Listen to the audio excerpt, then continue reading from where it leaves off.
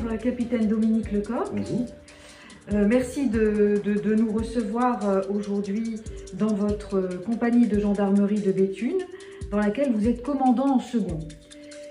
Nous avons souhaité recueillir votre témoignage et votre avis sur la pénétration donc, des algorithmes dans la police et plus exactement ici dans la gendarmerie, plutôt dans l'aspect sécurité globale en France et dans la gendarmerie nationale, pour savoir si effectivement on a ce ressenti de la création d'une police prédictive en France. Vous allez nous indiquer les différentes nuances qu'on peut apporter sur cette utilisation des algorithmes donc, dans la gendarmerie.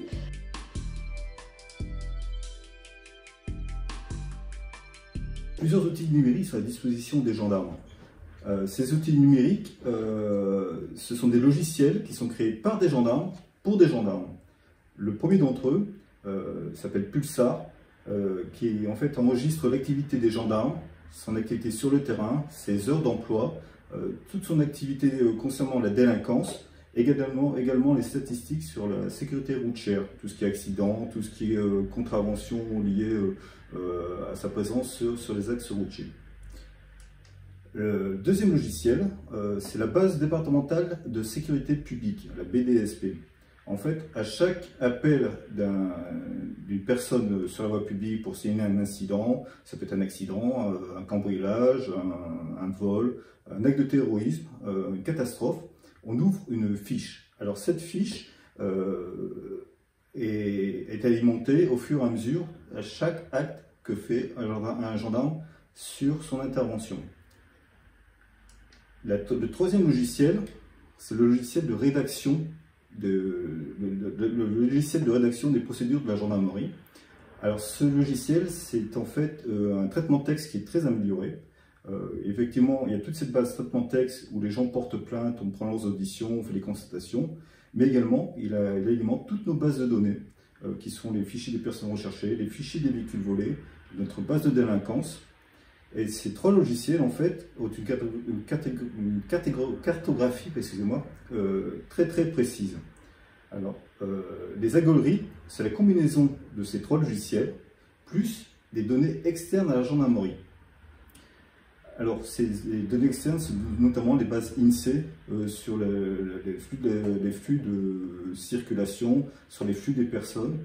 Et ça permet en fait un croisement des données numériques, et seulement des données numériques, qui permettent d'alimenter les logiciels d'aide de décision et au commandement.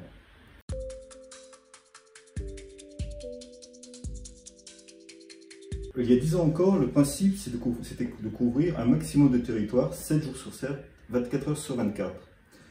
L'inconvénient, on n'est pas au bon endroit, on va dire, au bon moment. D'autant plus que la gendarmerie en fait couvre 95% du territoire national. Ça a délaissé certaines missions au profit de la surveillance. Il y avait une fatigue humaine qui s'installait parce que bon, le gendarme était toujours dehors. Il y avait également une usure du matériel. Il a fallu se réadapter grâce à nos logiciels.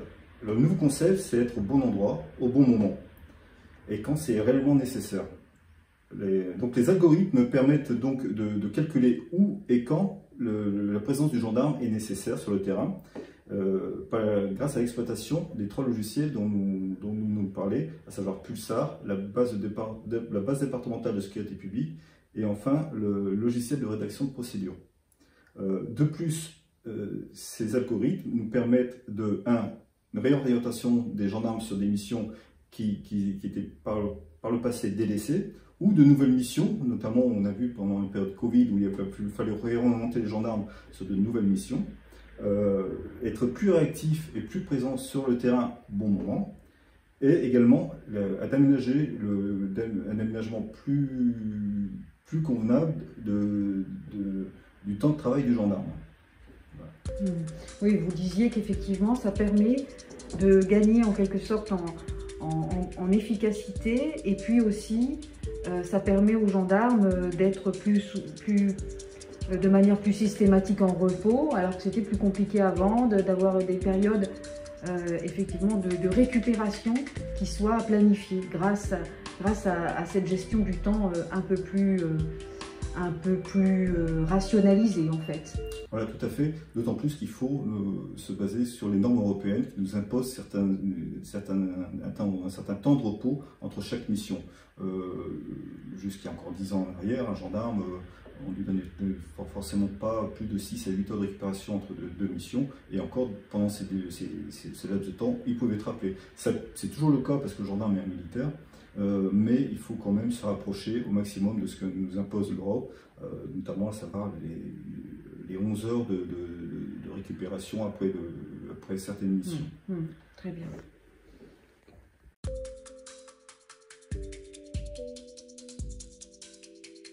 Il y a encore une dizaine d'années, comme on disait, on travaillait d'une façon empirique.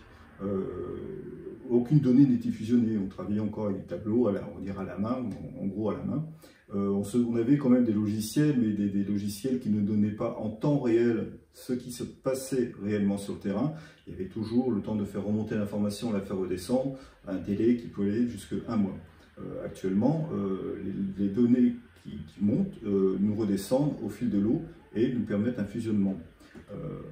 Donc ainsi, à partir de données internes fournies par les 3 logiciels dont nous avons parlé et les données externes données par les logiciels du gouvernement, ça nous permet d'alimenter notre base InfoCentre qui est présentée ici avec toutes les données qui peuvent être compilées. Alors, les chefs de proximité peuvent déjà orienter leurs services grâce à ce logiciel. L'inconvénient, même si les aides sont fournies, il y a des milliers de données qui sont nécessaires et qui nécessitent un travail de réflexion, de recoupement et de classement des priorités. On voit ici, ça nous donne quand même une cartographie, mais cette cartographie, il faut la compiler là. C'est une cartographie sur des vols sur des secteurs donnés, mais il faut également mettre tout ce qui est la base d'accidents, la base d'autres vols, les bases d'agression des personnes sur la voie publique. Donc il y a toujours ce travail de réflexion à faire, ce travail de recoupement et de classement des priorités. Vous voyez, ici on a sur un certain temps donné, on a sur une période de 3 semaines à 1 mois, les faits de vol, d'agression, d'accident, de tapage qui sont donnés. Certaines données ne sont pas forcément nécessaires, mais il y a toujours ce travail intellectuel à faire. Donc, il y a une nouvelle phase 3, c'est d'ici quelques mois, toutes ces données vont être compilées et une analyse des probabilités de délinquance vont nous être données par cet algorithme. On voit sur cette carte les points chauds, sur un certain temps donné, sur une base de 3 ou 4 heures, les points chauds où les gendarmes doivent être, où il y a plus de nécessité d'avoir du gendarme, car des infractions, des accidents risquent de se produire.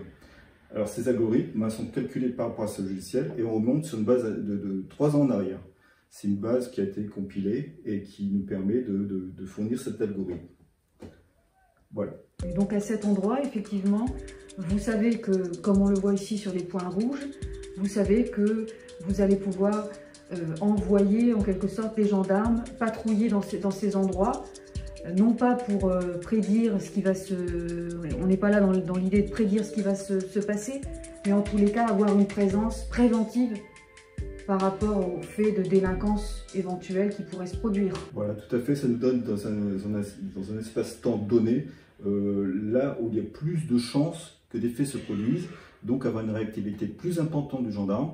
Et par le passé, on aurait mis peut-être sur tout ce secteur-là 4 ou 5 patrouilles. Là, ça nous permet de dire, vu les points chauds, au lieu de mettre 4 ou 5 patrouilles, on va mettre une sur le secteur nord, une sur le secteur sud. Les autres secteurs ne sont pas nécessaires sur ce temps donné d'avoir quelqu'un. Dans l'évolution de la journée, en fonction des flux de circulation, ces points rouges, ces points chauds, comme on les appelle, vont se décaler peut-être plus vers l'est, plus vers l'ouest ou plus vers le centre. D'accord, très bien. Très bien, entendu. Mais je vous remercie pour toutes ces informations très intéressantes et pour nous avoir éclairé sur la manière dont sur le terrain on utilise ces algorithmes. Merci Monsieur Lecoq. Merci bien.